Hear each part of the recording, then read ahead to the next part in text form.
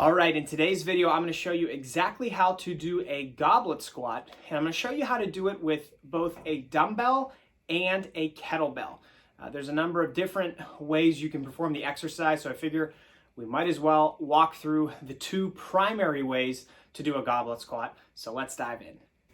Okay, to start this exercise, I want you to start with the dumbbell on the ground, and I want you to get your feet at least about shoulder width apart. Really, what I'm looking for you to do is get your stance into where you feel comfortable squatting. So wherever your knees and legs and hips feel comfortable squatting down and coming back up. Something that might be useful before you start the actual exercise is actually playing around with it. Seeing if, oh, my legs are closed, I feel maybe not so stable there. Let's widen it a little bit. Okay, that feels pretty good. Let's go super wide. I don't like the way that feels.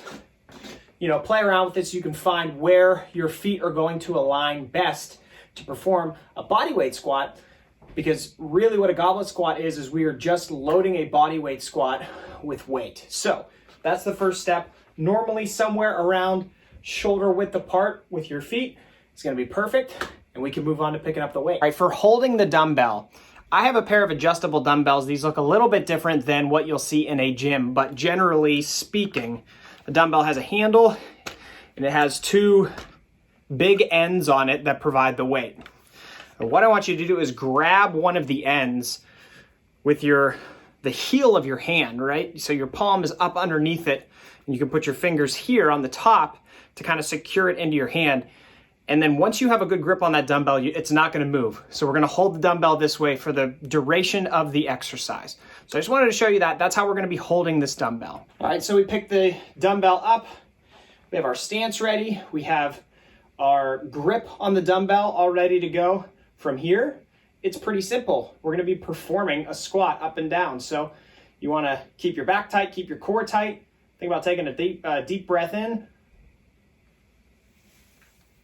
down, and explode back up. And on the way up, you can let go of that air.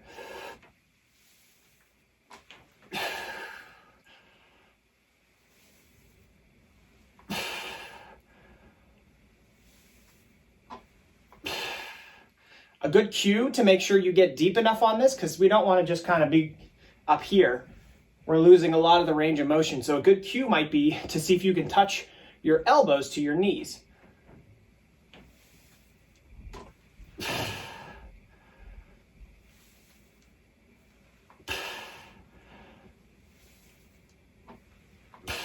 And now I want to show you how to do this with a kettlebell. Everything about the actual squat is exactly the same, right? We're just doing a squat. But in terms of your grip, we're going to hold the kettlebell a little bit differently. So we're not up underneath it. We're grabbing on the two sides of the handle, and this is where we'll hold onto the kettlebell for the duration of the exercise. So same thing here. We have our grip ready. We have our stance ready. Now it's all about squatting the weight up and down.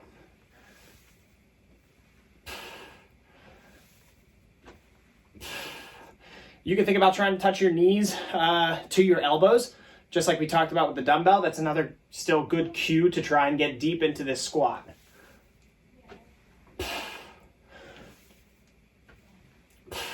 There you have it. That's how you perform a goblet squat with either a dumbbell or a kettlebell.